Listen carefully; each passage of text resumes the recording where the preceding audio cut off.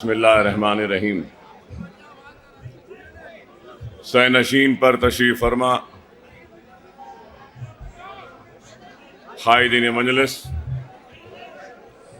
उम्मीदवारान मजलिस इत्तेहादुल मुस्लिमीन, जनाब शरीफ साहब और हमारे रहमत नगर के भी उम्मीदवार मजलिस इत्तेहादुल मुस्लिमीन के सुनने वाले बुजुर्गों, नौजवान साथियों और मेरी इज़्ज़त माब पर्दा नशीन माँ और बहनों, हज़रात, ये इंतखाबी जलसा है और बल्दी इंतखाबात 1 दिसंबर को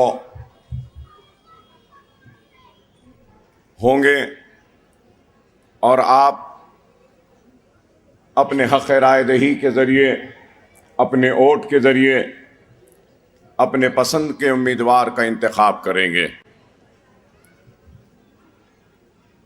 और उनमें से एक मुंतखब होगा और आपका नुमाइंदा बनकर ऐवान बल्दिया में जाएगा।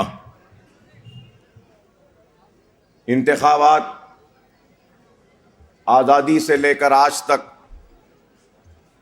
होते रहे हैं। कई उम्मीदवार मैदान में आते हैं, अपनी किस्मत को आजमाते हैं, उसमें से कुछ जीत जाते हैं तो कुछ हार जाते हैं और हर इंतखाब से पहले हर सियासी जमात वादे करती है, तयख्खुनात देती है और अपने मंशूर की इजराई भी अमल में लाती है। मेरा मतलब कि मैनिफेस्टो भी इजरा करती है।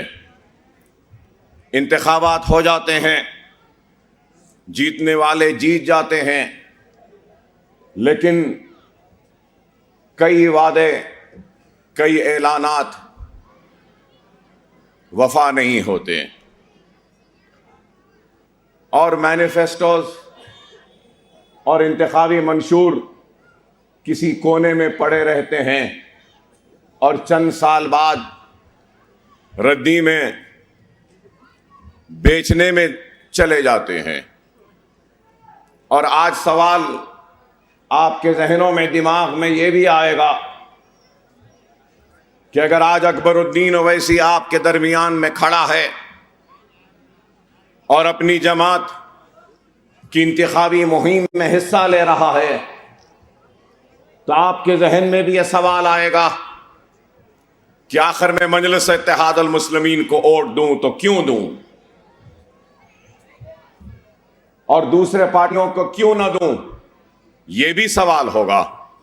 और मैं आज इसी सवाल का जवाब देने के लिए आपके दरमियान में खड़ा हूं और जब इस सवाल का जवाब दूंगा तो ये जरूर कहना चाहूंगा कि मजलिस इत्तेहादुल मुस्लिमीन की तारीख रही कि हमने कभी इंतखाबी मंशूर जारी नहीं किया, हमने कभी कोई मैनिफेस्टो जारी नहीं किया।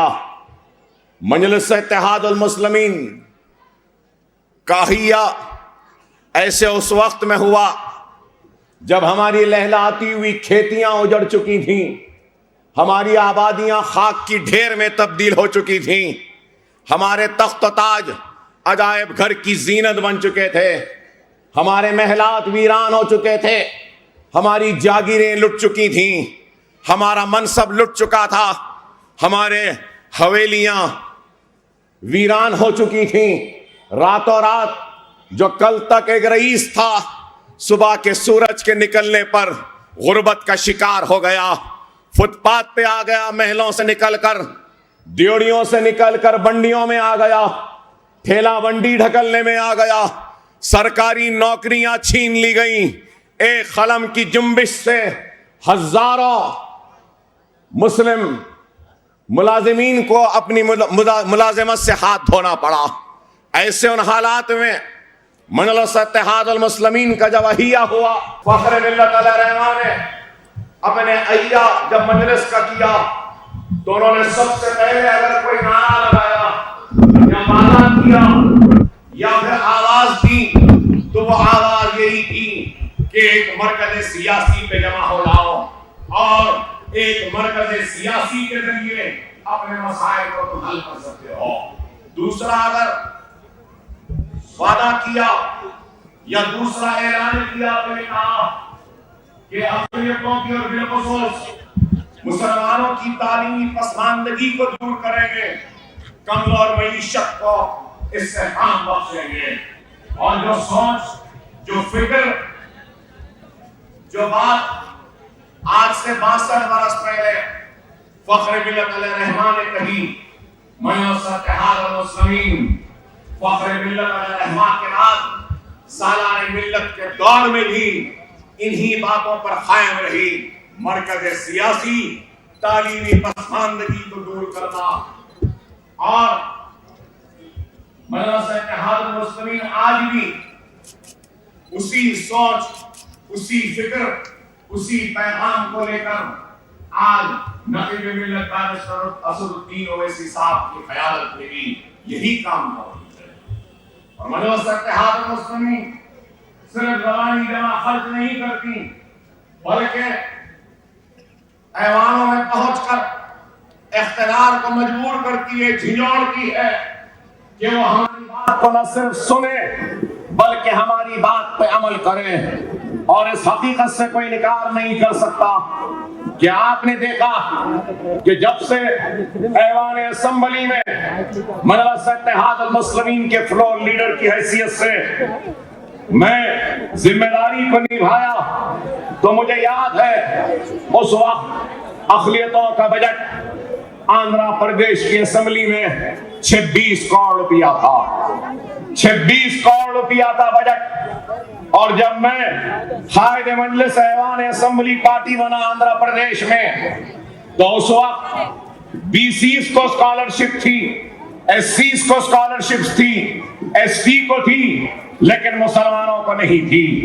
तो मैं बताना ये चाहता हूं आपको कि हम ऐवान असेंबली में जब नुमाइंदगी करने गए तो याद दिलाना चाहता हूं कि आंध्र प्रदेश की असेंबली में अक़लियती मालियती कॉर्पोरेशन जो बना, माइनॉरिटी फाइनेंस कॉर्पोरेशन, तो किसने बनाया? मजलिस इत्तेहादुल मुस्लिमीन ने बनाया। उर्दू एकेडमी बनी तो किसने बनाया? मजलिस इत्तेहादुल मुस्लिमीन ने बनाया। सेटविन बनी तो किसने बनाया? मजलिस इत्तेहादुल मुस्लिमीन ने बनाया। खुली खुतब शाह अर्बन डेवलपमेंट अथॉरिटी बनी, किसने बनाया? मजलिस इत्तेहादुल मुस्लिमीन ने बनाया। और फिर मेरे दौर में मैं याद दिलाना चाहता हूं आपको और बताना चाहता हूं कि आंध्र प्रदेश में मुसलमानों को तालीम और रोजगार के मैदान में तहफ़्फ़ुज़ात मिले। तो तहफ़्फ़ुज़ात किसकी जिद्दोजहद की वजह से मिले? अगर मजलिस इत्तेहादुल मुस्लिमीन आंध्र प्रदेश की असेंबली में नहीं होती तो क्या तहफ़्फ़ुज़ात मिलते? कांग्रेस की हुकूमत उस वक्त सिर्फ आंध्र में नहीं थी, हिंदुस्तान के 20 रियासतों में कांग्रेस की हुकूमत थी। कर्नाटक में थी, महाराष्ट्र में थी, आसाम में थी, राजस्थान में थी और कई रियासतों में थी। तो सवाल ये पैदा होता है, जब आंध्र प्रदेश में मुसलमानों को रिजर्वेशन दिया गया, अगर कांग्रेसी दावा करते हैं कि इन्होंने दिया रिजर्वेशन, तो सवाल करना चाहता हूं फिर आसाम में क्यों नहीं दिए? सवाल करना चाहता हूं महाराष्ट्र में क्यों नहीं दिए? कर्नाटक में क्यों नहीं दिए? राजस्थान में क्यों नहीं दिए? क्योंकि वहां पे मजलिस इत्तेहादुल मुस्लिमीन नहीं थी, इसलिए नहीं दी। यहां छक मराकर तुमको देना पड़ा क्योंकि मजलिस इत्तेहादुल। ये हमारी ताकत है। ऐवान असेंबली में हमारी मौजूदगी की निशानी अगर है कामयाबी की, तो फिर वो तहफ़्फ़ुज़ात है। तेलंगाना बना, तहफ़्फ़ुज़ात जारी है। आंध्रा में मजलिस नहीं है, लेकिन फिर भी तहफ़्फ़ुज़ात आंध्रा में भी है, तेलंगाना में भी जारी है। ये मजलिस इत्तेहादुल मुस्लिमीन की कारकर्दगी की एक और निशानी है। मैं याद दिलाना चाहता हूं कि ऐवान असेंबली में खड़े रहकर मैं बहस कर रहा था और मैं 2-3 घंटे तक ऐवान असेंबली को चलने नहीं दिया। राजशेखर रेड्डी साहब चीफ मिनिस्टर थे, तो अगर किसी को याद है तो याद होगा कि ऐवान असेंबली में मैंने खड़े होकर कहा कि मुझे समझ में नहीं आ रहा है कि यह राजशेखर रेड्डी की हुकूमत है या नरेंद्र मोदी गुजरात की हुकूमत है। राजशेखर रेड्डी बेचैन हो गए और उठे और कहा, अकबर मुझे मोदी से मिला दे, अकबर मुझे मोदी से। मैंने कहा, रेड्डी साहब अगर आप में और मोदी में फर्क है तो ऐलान कर दो आज यहाँ पे इस ऐवान में कि बीसी को जितनी स्कॉलरशिप है, एससी को जितनी स्कॉलरशिप है, एसटी को जितनी स्कॉलरशिप है, वो मुसलमान को भी देंगे। ऐलान कर दो तो मैं मानूंगा कि आप वाकई में राजशेखर रेड्डी है, मोदी नहीं है। मुझे याद है ऐसे हाथ उठाए और बोले, अकबर उठे फौरन और बोला कि मुझे नहीं मालूम कि आंध्रा में बीसीज को स्कॉलरशिप मिलती है, एससीज को, एसटीज को, लेकिन मुसलमान को नहीं मिलती, मुझे नहीं मालूम। मैं ऐवान में ऐलान करता हूं कि on par with SC, STs और बीसीज मुसलमानों को भी स्कॉलरशिप दी जाएगी। आप बताओ, आज तक वो सिलसिला जारी है। नीट एग्जाम हो या एमसेट एग्जाम हो या ईसेट हो या कोई भी एग्जाम में आप क्वालिफाई कर लीजिए, गवर्नमेंट काउंसलिंग में चले जाइए, गवर्नमेंट में काउंसलिंग में सीट अलॉट होती है तो एमबीबीएस मुस्लिम स्टूडेंट की फीस हुकूमत देती है, बीई की फीस देती है, एमबीए की देती है, एमसीए की देती है, फार्मेसी की देती है, नर्सिंग की देती है, फिजियोथेरेपी की देती है, लॉ की देती है, आर्किटेक्चर की देती है। हर कोर्स की फीस हुकूमत अदा करती है। सालाना 800 करोड़ रुपया सिर्फ फीस में दिया जाता है मुसलमान बच्चों की तालीम के लिए। क्या ये मजलिस का कारनामा नहीं?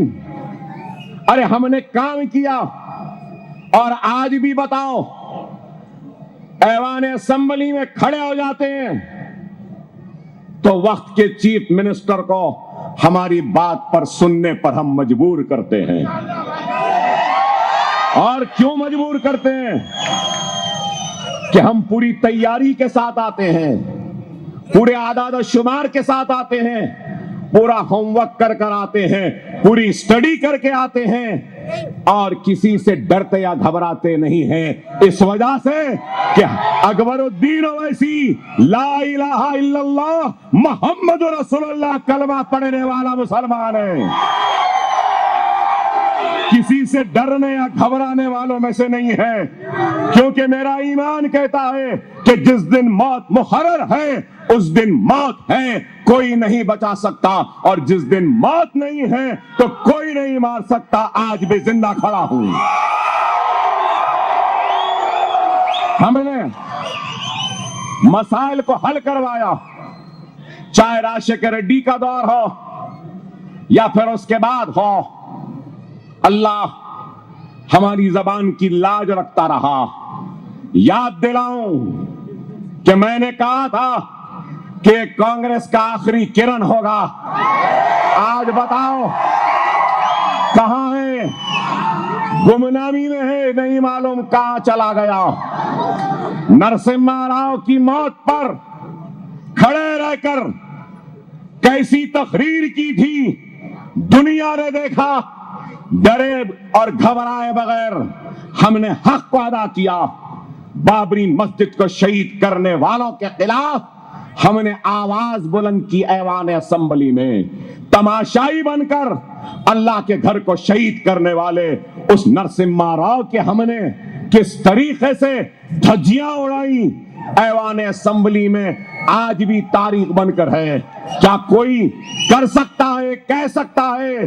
अरे वो हिम्मत मजलिस में है, क्योंकि हम डरते हैं तो सिर्फ अल्लाह से, हम किसी से डरते नहीं, घबराते नहीं। और रियासत आंध्र प्रदेश तकसीम हुआ, तेलंगाना बनी। अरे तेलंगाना बनी तो कितने कारनामे किए।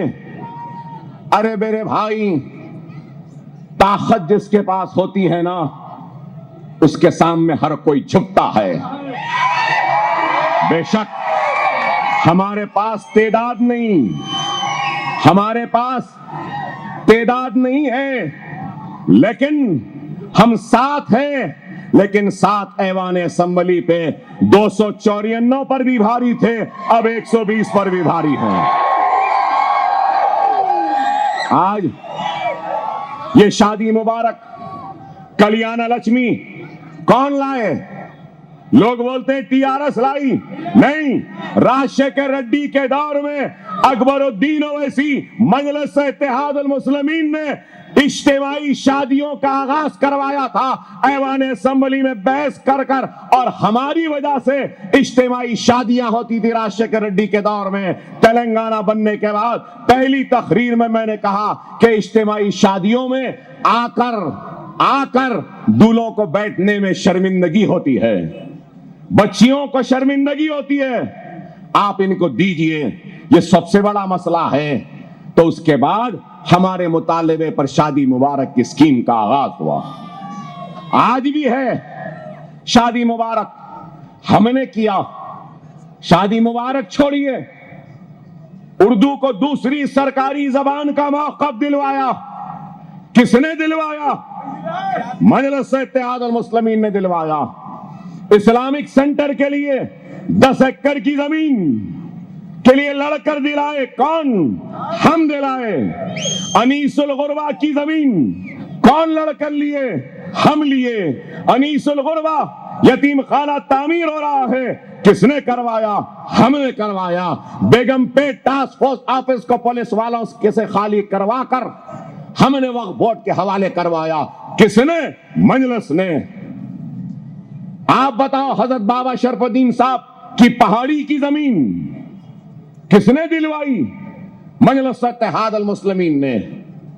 आज हम पर इल्जाम कि हम क्या करें? अरे अगर हम नहीं होते तो फिर ऐवान असेंबली में हमारा कोई पूछने वाला नहीं होता, हमारे ऊपर आवाज उठाने वाला नहीं होता।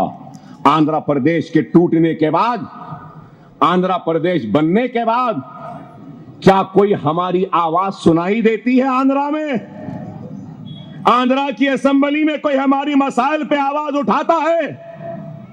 क्या हमारे हक के लिए कोई लड़ रहा है? लेकिन तेलंगाना में आज हम हैं जो लड़ते हैं, चाहे वो आलेर का एनकाउंटर भी क्यों ना होने दो। खड़े रहकर बात करने वाले का नाम अकबरुद्दीन ओवैसी, मजलिस इत्तेहादुल मुस्लिमीन। सीए एनआरसी पर करारदाद मंजूर करवाई। हिंदुस्तान के किसी असेंबली में ऐसी करारदाद सीए एनआरसी पर नहीं हुई जो करारदाद तेलंगाना असेंबली में हमने मंजूर करवाई। हालिया असेंबली में सेक्रेटेरिएट की मसाजिदें शहीद हुई थी। कैसा लाए? ऐसा लाए घेरे में, बहस कुछ और थी, लेकिन लाए मस्जिद का मामला। क्या चीफ मिनिस्टर खड़े होकर ऐवान में वादा नहीं किया कि मस्जिदों को बनाऊंगा, दोनों मस्जिदों को बनाऊंगा, एक नहीं, और 1400 गज जमीन मसाजिदों के लिए देने का ऐलान किया? क्या ये मजलिस इत्तेहादुल मुस्लिमीन की कामयाबी नहीं? अरे आप बताओ, तनकीद करने वाले, इल्जाम लगाने वाले आज बहुत आएंगे, बहुत बोलेंगे, लेकिन हमको परवाह नहीं। कहते हैं कि केटीआर ने एक बयान में कहा कि मजलिस से कोई अलायंस नहीं है। हाँ, सही कहा, नहीं है। गलत क्या कहा? क्या असेंबली में इनके दुम छल्ले बने हम? अरे दुम छल्ले नहीं बने, दुम पर पैर रख के मले तो मसलते रहे, मचलते रहे। इनकी दुम पर पैर रखकर दबाने का हुनर अकबर ओवैसी को आता है, और जब चाहे बैठते हैं, जब चाहे उठाते हैं। हम डरने या घबराने वालों में से नहीं है। आप बताओ, अरे आज इंतखाबात हो रहे हैं, मगर अफसोस शहर हैदराबाद के हकीकी मसाइल पे कोई बात ही नहीं कर रहा है। हैदराबाद का सबसे बड़ा मसला अगर कुछ है तो बेरोजगारी का है। हैदराबाद की आवाम का सबसे बड़ा अगर कोई मसला है तो पोल्यूशन का है। आप जाके पंजागुट्टा एर्रागड्डा के चौरस्ते के पास एक व्हाइट शर्ट पहन के ठहरे रह जाओ, 1 घंटे में शर्ट का कॉलर आस्तीने काले हो जाते हैं। हैदराबाद का मसला साउंड पोल्यूशन है। टी टी टी हॉर्नों से कान पक जा रहे हैं लोगों के। हैदराबाद का सबसे बड़ा मसला यह है कि हालिया अरसे में जो तूफान आया, जो तबाही हुई, फिर से वो तूफान ना आए, वो सैलाब अगर आ जाए तो तबाही ना हो, ये मसला है। हैदराबाद का मसला है तो सीवरेज सिस्टम का मसला है। हैदराबाद का मसला है तो स्ट्रॉन्ग वाटर ड्रेन का मसला है। हैदराबाद का मसला है तो सरकारी दवाखानों का है। हैदराबाद का कोई मसला है आवाम का तो ट्रैफिक का मसला है। एक जगह पे चले जाओ तो बस फिर कब पहुंचते हैं नहीं मालूम, कब वापस आते हैं नहीं मालूम, घंटों ट्रैफिक जैम में फंसते हैं। हैदराबाद के ये कई मसाइल हैं, लेकिन आज कोई इन मसाइल पे बात नहीं कर रहा। कोविड आया, गरीब परेशान रहा। गांधी हॉस्पिटल की क्या हालत थी मैं नहीं बोलूंगा, दुनिया जानती है। क्या उस दवाखाने को बेहतर करना हुकूमत की जिम्मेदारी नहीं? क्या उस्मानिया दवाखाने को बनाना जिम्मेदारी नहीं? और दवाखाने गरीबों के इलाज के लिए करना क्या नहीं? कोविड के वक्त में आरोग्यश्री में कोविड को लेना क्या हुकूमत की जिम्मेदारी नहीं थी? क्या लिए? एक गरीब अपना सब कुछ बेच दिया कोरोना से लड़ने के लिए, अपने वालिद को, अपनी वालदा को, अपने भाई को, अपने घर वालों को बचाने में इन्होंने कुछ किया। अरे आज मैं पूछना चाहता हूं, इंतखाबात में चीफ मिनिस्टर केसीआर साहब, आपने वादा किया था बेरोजगारी का भत्ता देंगे, याद है ना आपको? 3016 रुपये। कोरोना के बाद दुकानें बंद हो गई, कोरोना की वजह से सनद बंद हो गई, कोरोना की वजह से बेरोजगार हो गए, कई लोगों के नौकरियां चले गई, कर्जों में आ गए, परेशानी में आ गए।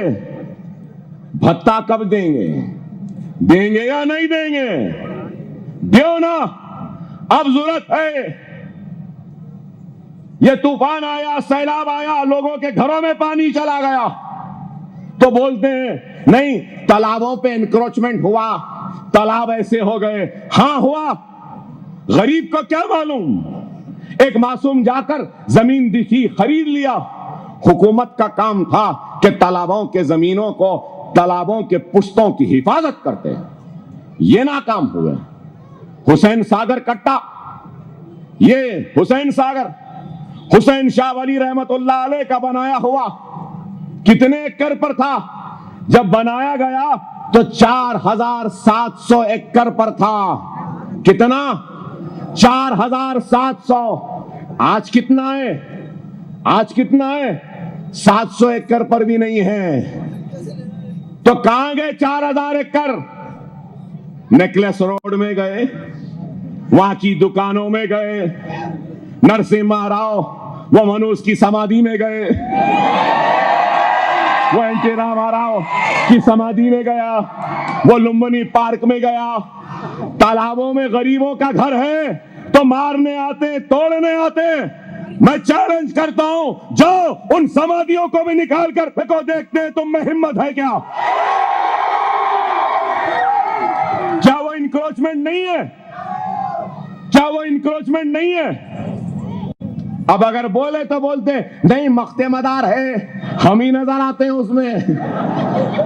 जीएचएमसी को, अरे यहां बड़े बुजुर्ग हैं। मैं हैदराबाद पब्लिक स्कूल में पढ़ता था और मैं हैदराबाद पब्लिक स्कूल बेगमपेट को हैदरगुड़े से जाता था।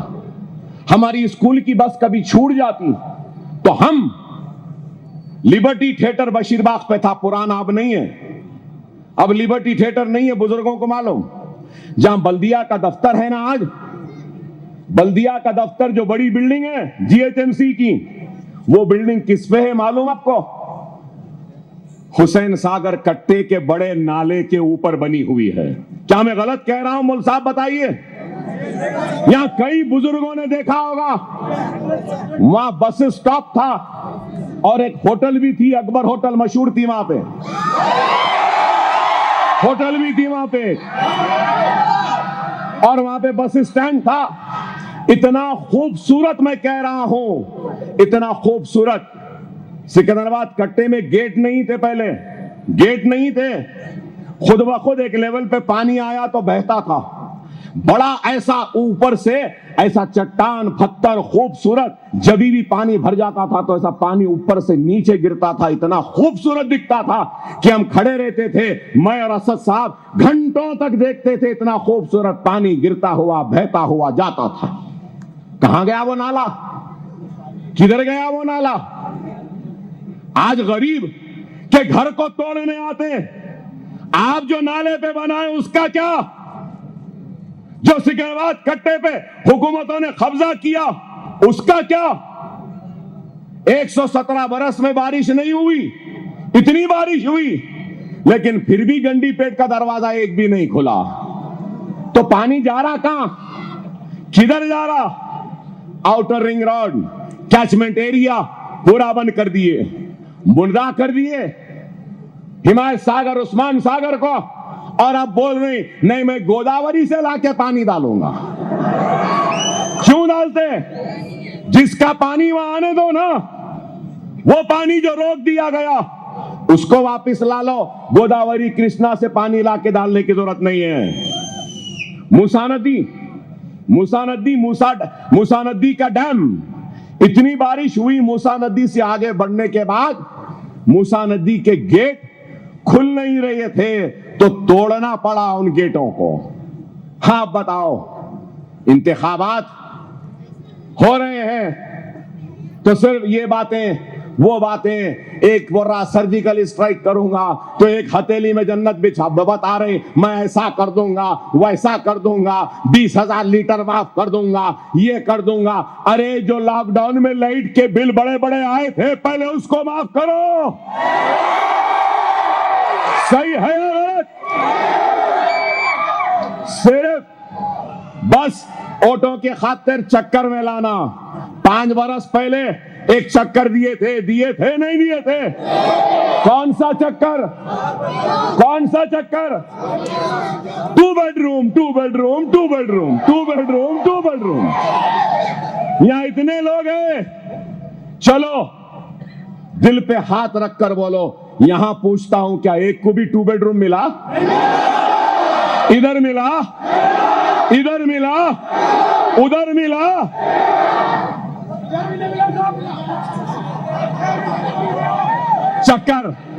चक्कर फिरा दिए, सब लाइन लगी हुई है।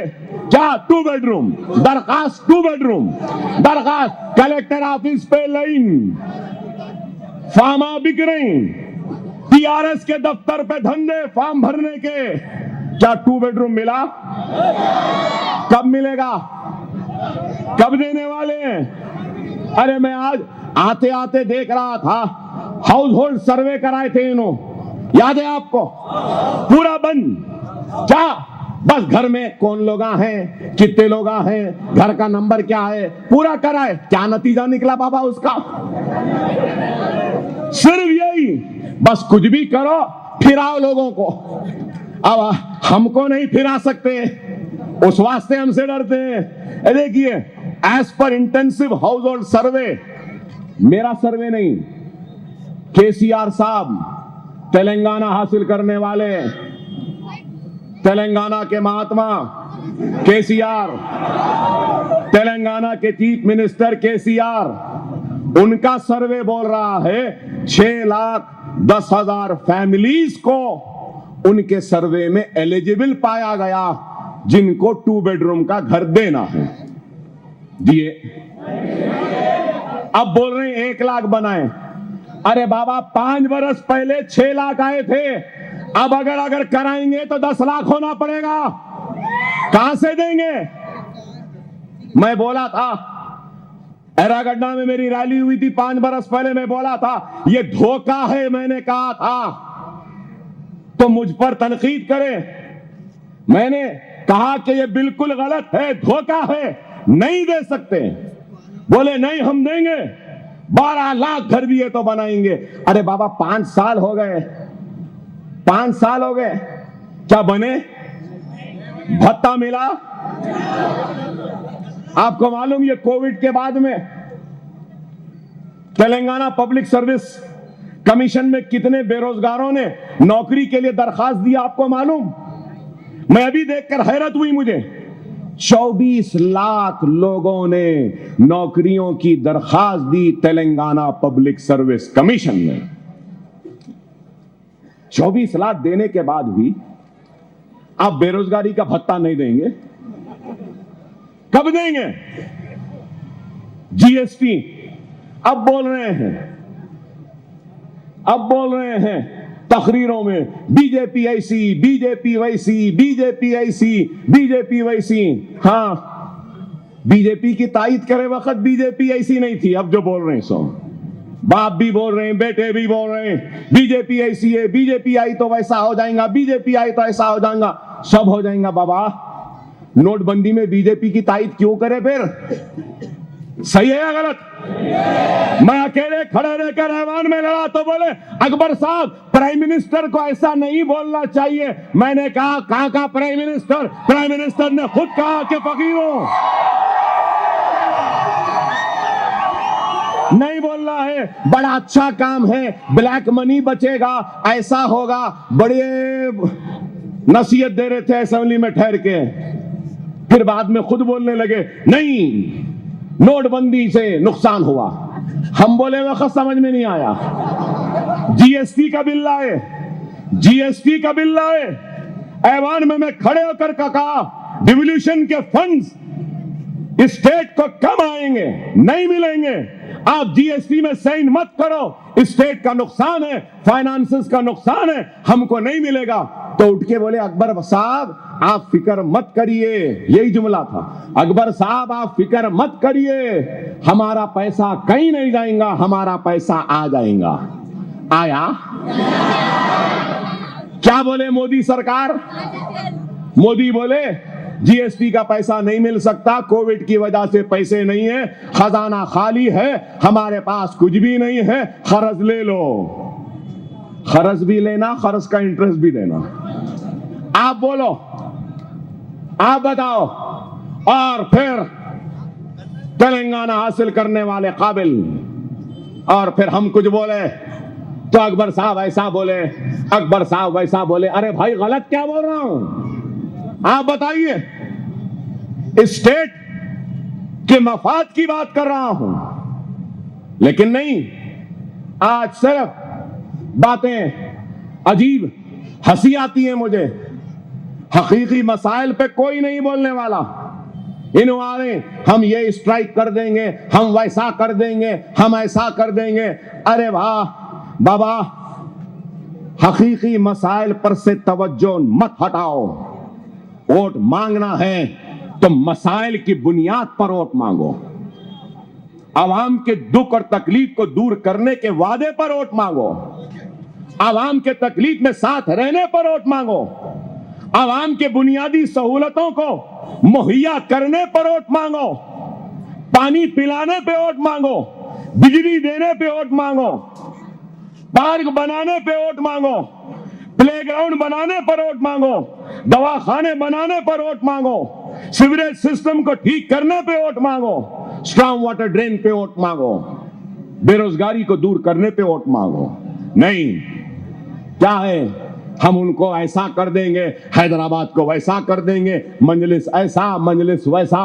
अरे मजलिस इत्तेहादुल मुस्लिमीन अपने काम के बुनियाद पर वोट मांगती है।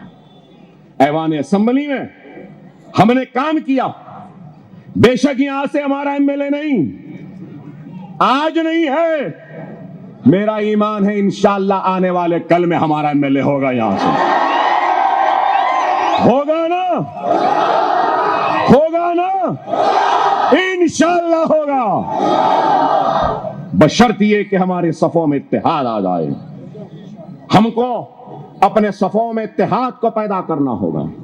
अगर आज हम मुत्तहिद नहीं होंगे तो हालात का मुकाबला नहीं कर सकते। अगर हम मुंतशिर रहेंगे तो फिर हालात का मुकाबला नहीं कर सकते।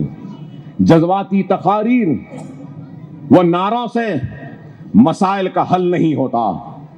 मसाइल का हल होता है तो हमारे नुमाइंदों का ऐवानों में जाना, मसाइल पे लड़ना, मसाइल पर बहस करना और वक्त के हुक्मरानों को मसाइल पर मनवाना, यह कामयाब नुमाइंदगी होती है। और मजलिस ने कामयाब नुमाइंदगी की, मजलिस ने काम किया है, ऐवान असेंबली में किया है। और आपको यह भी बताऊं, फकीर मुल्ला की दरगाह जो पुराने शहर में आ गए महेश्वरम में, वक्फ की जमीन थी, मैंने उस जमीन को हासिल किया था। कोविड के वक्त 400 से जायद मैयतों की तदफीन हुई फकीर मुल्ला के कब्रिस्तान में। आपको नहीं मालूम, कई मैयतों को लोग लाकर छोड़कर चले गए। नहीं, कोविड है, मेरी टीम, मेरे लोग खबर खोदे, गुस्ल दिए, कफन पहनाए, नमाज जनाजा किए और खबर में उतारे भी। 400 से जायद मैयतों की तदफीन हमने करवाई। कई मैयतें यहां से भी गई, एरागढ़ा से भी गई, रहमत नगर से भी गई, यूसुफगुड़े से भी गई। मुझे फोन करके बोले कि अकबर साहब, हमारे महल्ले के कब्रिस्तान में तदफीन की इजाजत नहीं दे रहे हैं। मैंने कहा वहां लेकर आओ, कुछ भी नहीं करना है, लेकर आ जाओ, खबर भी हम खोदेंगे, कफन का इंतजाम भी हम करेंगे, गुस्ल भी हम देंगे, तदफीन भी हम करेंगे।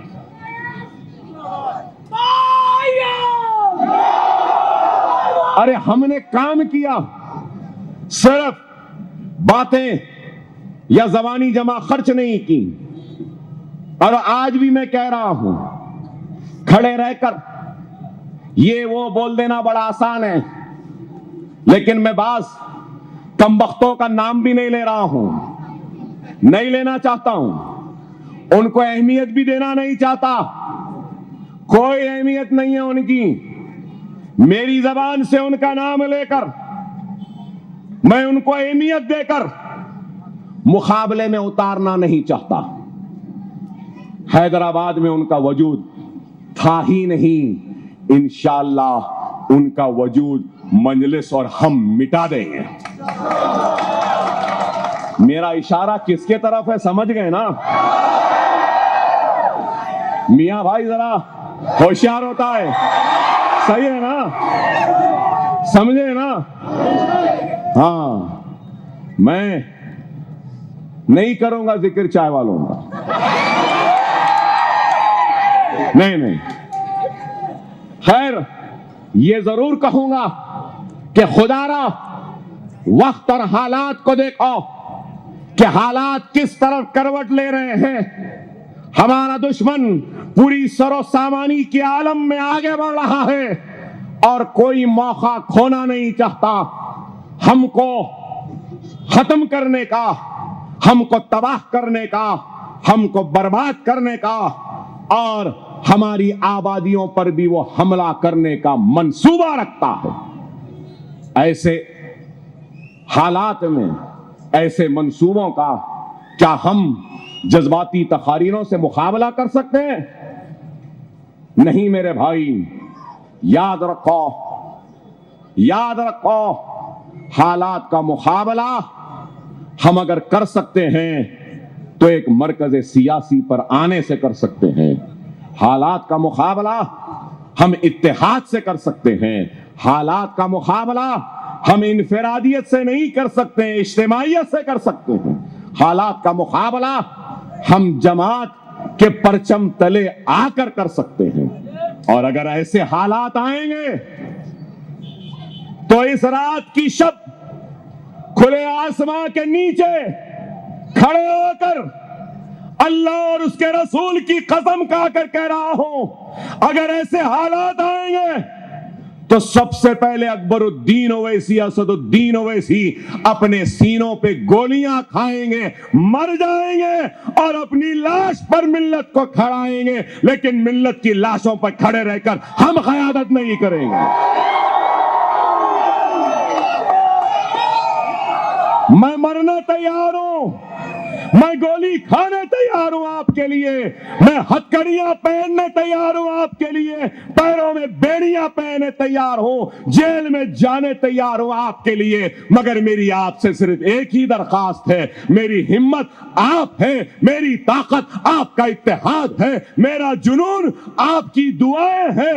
आपका इत्तेहाद होगा, आपकी दुआएं होगी और आपके मरकज़ सियासी में वाबस्तगी होगी। और आप अगर मेरा साथ देंगे तो खुदा की कसम हम दुनिया से नहीं डरेंगे, दुनिया हमसे डरेगी। कि ये कैसा जुनूनी है, डरता नहीं। समझो, मगर मेरी बातों को समझो। हालात नाजुक हैं, हालात नाजुक हैं, नहीं मालूम कि कब क्या हो जाए। खुदारा अपनी जमात से वाबस्ता हो जाओ। कोई नहीं है हमारे लिए लड़ने वाला, कोई नहीं है हमारे हक पे आवाज उठाने वाला। अकबरुद्दीन ओवैसी फिरका परस्त नहीं है, अकबरुद्दीन ओवैसी इंसाफ परस्त है। और अकबरुद्दीन ओवैसी इंसाफ मांग रहा है तो उनके लिए जो हिंदुस्तान में सबसे पीछे है। अकबरुद्दीन ओवैसी इंसाफ मांग रहा है तो उनके लिए जो सरकारी नौकरियों में जिनका तनासुब कम है। अकबरुद्दीन ओवैसी इंसाफ मांग रहा है तो उनके लिए जिनकी बस्तियों में स्कूल नहीं है। अकबरुद्दीन ओवैसी इंसाफ मांग रहा है तो उनके लिए जो SC ST से भी पीछे हैं। अकबरुद्दीन ओवैसी इंसाफ मांग रहा है तो मेरे बस्तियों में खुशहाली के लिए। अकबरुद्दीन ओवैसी इंसाफ मांग रहा है तो मेरी माँ और बहन के लिए।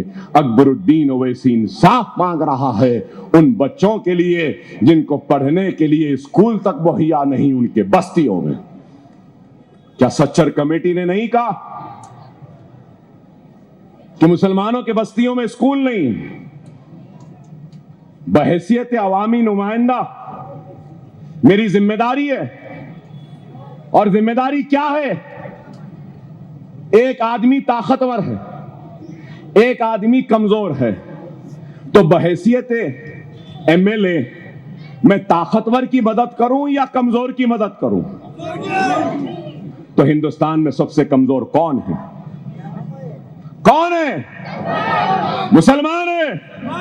तो मैं उस कमजोर मुसलमान के हाथ को थाम कर दूसरों के बराबर लाकर खड़ा करने का काम कर रहा हूं। यह गुनाह नहीं है। क्या यह गुनाह है? अगर गुनाह है तो मैं करूंगा, इसलिए करूंगा क्योंकि मुझे इस मुल्क से मोहब्बत है, इस मुल्क के शहरियों से मोहब्बत है। और मैं चाहता हूं कि इस मुल्क में हिंदू, मुसलमान, सिख, ईसाई सबको बराबर का हक मिले, बराबर का मौका मिले, बराबर की नौकरी मिले, बराबर के तालीम के मौके मिले।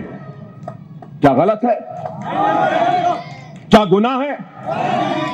मैं यही मुतालबा करता हूं और मेरा यह मुतालबा इनको बुरा दिखता। भूल गए क्या? अरे अकबरुद्दीन ओवैसी ने पुराने शहर की, बोनाल की सबसे मशहूर मंदिर लाल दरवाजे की मंदिर के लिए चीफ मिनिस्टर से नुमाइंदगी कर 10 करोड़ रुपया मंजूर करवा कर लाया।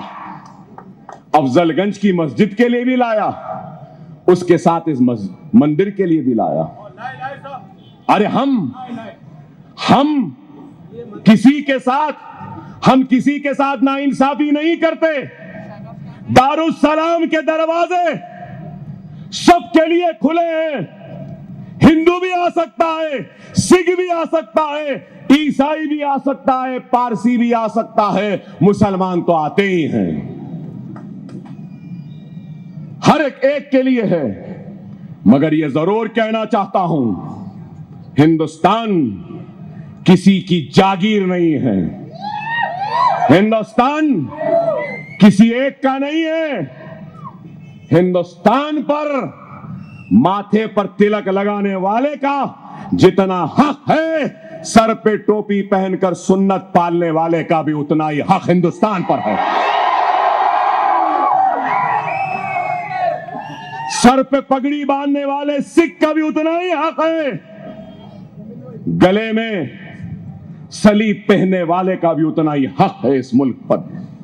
यह मुल्क किसी एक का नहीं, यह मुल्क हिंदू का है, मुसलमान का है, सिख का है, ईसाई का है, पारसी का है, सबका है। हर मजहब के मानने वालों का है। यह मुल्क भगवान को मानने वालों का भी है, अल्लाह को मानने वालों का भी है, खुदा को मानने वालों का भी है, खुदा को नहीं मानने वालों का भी है। हर किसी का है।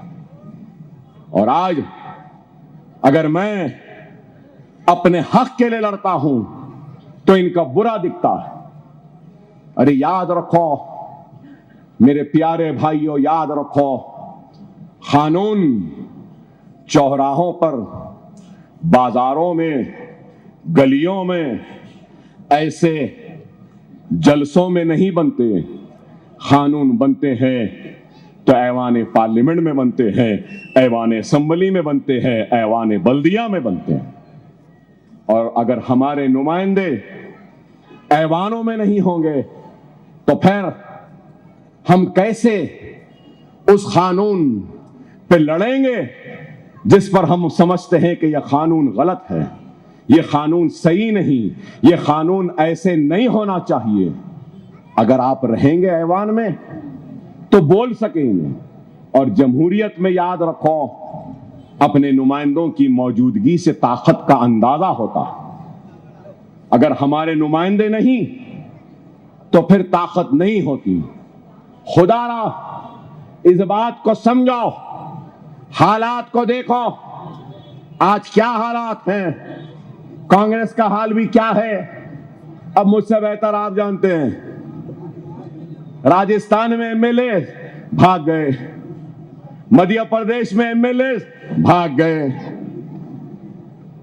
कर्नाटक में एमएलए भाग गए। अगर कोई, भूल गया, तेलंगाना में भी भागे ना, यहां भी भागे। आप बोलो, वो कांग्रेस जो आवाम के वोट लेकर उनके वोट की हिफाजत नहीं कर सकती, उनको वोट देना अक्लमंदी है क्या? आप खुद सोच लीजिए। कोई भरोसा नहीं है। आप वोट देंगे, जीतेंगे, नहीं मालूम किसकी गोद में जाके बैठ जाएंगे। यही हाल हो रहा है, हर जगह यही हाल है। और फिर इल्जाम मजलिस मजलिस मजलिस ऐसा, मजलिस वैसा। अरे बाबा, तुम में वो ताकत नहीं रही मुकाबला करने की, तो हम पर इल्जाम क्यों? अरे आप बढ़ो आगे, मुकाबला करो, किसने रोका? लेकिन मैं एक बात जरूर कहूंगा मेरे भाई, अब ये सामने रॉयल हेयर स्टाइल, उसके बाजू स्टाइल लेडीज टेलर, दो सही है ना? और ये अल प्रिंस जनरल स्टोर। मैं एक मिसाल दे रहा हूं। अब जनरल स्टोर चलाना जनरल स्टोर वालों को मालूम, सही है या नहीं? लेडीज टेलर को मालूम कि लेडीज की कटिंग कैसा है, सीना कैसा अच्छा करना उनको मालूम। ये हेयर स्टाइल है, इनको मालूम कैसा बाल काटना, कैसा स्टाइल करना। अब अगर हेयर स्टाइल करने वाला रॉयल हेयर स्टाइल बोलेगा, नहीं लेडीज के कपड़े मैं सीता हूं, तो वहां बैठी है लेडीज, बताइए क्या हज्जाम सही सी सकता है कपड़े? अब आप छोड़ो, अब उसके बाद में लेडीज टेलर बोलेंगे नहीं बाल मैं काटूंगा, तो अब टेलर बाल अच्छे काटेगा या फिर हज्जाम काटेगा? जनरल स्टोर वैसी है मेरे भाई। सियासत सियासतदान को करने दो, सनत सनतकार को चलाने दो, कारोबार बिजनेसमैन को चलाने दो, सहाफत सहाफी को करने दो, तिजारत ताजिर को करने दो, वकालत वकील को करने दो, डॉक्टरी डॉक्टर को करने दो। हमारा हिसाब ऐसा हो गया, शाम होते ही चबूतरे पे बैठते और पूरे उस पर तबसरा, ऐसा नहीं करना था, वैसा नहीं करना था, वहां क्यों गए, वहां से क्यों लड़े? अरे हमारा काम हम करेंगे, आपका काम आप करो। गलत है क्या? बोलो आप मेरी बात। जिसका काम उन्हें जाने ना, मगर हमारे अजीब मिजाज है, नहीं मैं सहाफी हूं, मैं बिजनेस में कामयाब हूं, जनरल स्टोर एक खोला था अब 4 हो गए, दर्जी की एक दुकान थी अब 10 हो गए, तो लिहाजा अब मैं दर्जी से हटके सियासत पे तबसरा करूंगा। किस पे कर रहा बाबा? मंजलिस पे करूंगा, असदुद्दीन ओवैसी पे करूंगा, अकबरुद्दीन ओवैसी पे करूंगा। नहीं ऐसा नहीं ऐसा करना था, वैसा नहीं वैसा करना था, वहां क्यों गए, यहां क्यों गए? अरे भाई सियासी जमात सियासत में हिस्सा नहीं लेगी तो क्या एनजीओ की जमात है? आप बोलो, इंतखाब नहीं लड़ूं, जमहूरियत को मजबूत ना करूं, जमहूरियत का हिस्सा ना बनूं? अरे जमहूरियत का हिस्सा बना हूं तो इसलिए ऐवान में खड़े रहता हूं, तो हर कोई डरता है। मिनिस्टर चिट्ठी देते हैं, अकबर भाई रहम करो, सवाल मत करो। अगर खतरनाक तकरीर है तो बोलते भाई माफ कर दो, जरा कम कर दो। क्यों? अरे ताकत है। और ये सर अकबरुद्दीन ओवैसी का सर नहीं है, ये सर आपका सर है। इसमें इज्जत आपकी है, इसमें गुरूर आपका है। अगर ये सर झुकेगा तो मेरे भाइयों के झुकने के बराबर है। ये सर कट जाएगा, लेकिन अल्लाह उसके रसूल की कसम कभी किसी के सामने नहीं झुकेगा सिवाय अल्लाह के, क्योंकि ये सर अब मेरा नहीं रहा, ये सीना मेरा नहीं, ये सीना मेरे भाइयों का सीना है, ये कभी दबेगा नहीं। ये बड़े ताब के साथ आपके साथ ऐसे चौड़े रहकर दुश्मन से आंख में आंख मिलाकर बात करेगा, क्योंकि ये आपका सर है, ये आपकी इज्जत है, आपका वक़ार है, आपकी शान है, आपकी शौकत है, आपकी अजमत है। हम आपकी अजमत के साथ सौदा नहीं कर सकते, हम आपकी शान को नीचा नहीं झुका सकते। वह बहरहाल वक्त और हालात को समझिए। एर्रागड्डा से भी मजलिस के उम्मीदवार हैं और रहमत नगर से भी मजलिस के उम्मीदवार हैं। इनका निशान पतंग है। बहरहाल मजलिस इत्तेहाद अल मुस्लिमीन मेरी जमात नहीं है सिर्फ मेरे भाई, ये आपकी भी जमात है। इस जमात को आपने हमने मिलकर बनाया है, मैंने अकेले नहीं बनाया। और एर्रागड्डे से मेरी बहुत पुरानी मोहब्बत है, निस्बत है कहूंगा। नौजवानों को नहीं मालूम, मैं एमएलए बनने से पहले एर्रागड्डे में आके बैठता था, शाम में बैठता था, घंटों बैठता था, फिरता था। और एर्रागड्डा मेरे लिए नया नहीं है। ये अलग बात है कि सेहत की वजह से, मसरूफियत की वजह से, जिम्मेदारी की वजह से नहीं आ पा रहा हूं, लेकिन ये जरूर कहूंगा आधी रात को बुलाओ, अकबरुद्दीन ओवैसी आपके दरमियान में रहेगा। ये ना समझे कि आपने मुझे वोट नहीं दिया, मैं आपका एमएलए नहीं। अरे अगर किसी ने वोट नहीं दिया है तो उसने हाथ उठाकर दुआ की अकबरुद्दीन ओवैसी के लिए। जितना वोट देने वाले का हक है उतना ही हक अकबरुद्दीन ओवैसी पर हाथ उठाकर दुआ करने वाले का भी है। मजलिस आपकी जमात है, मजलिस का निशान पतंग है। बेहतरीन कन्ने तो सालार डाले थे इस पतंग को, सही है ना? सालार के डाले हुए कन्नों की पतंग है। खिला दिए असद साहब, मांजाब अकबर साहब सूद दिए, हाथ में डोर है, बस झुकाना है और बस खींचना है दबा के। पंजे को भी साफ, कमल को भी साफ और गाड़ी को भी वो भी रुक जाती है इंशाअल्लाह। पतंग पतंग पतंग पतंग रहना है आसमान में। इंशाअल्लाह जीत के जश्न में इंशाअल्लाह आऊंगा और बाकी तकरीर करूंगा और चाय वालों के बारे में भी बोलूंगा। सलाम अलैकुम, खुदा हाफिज।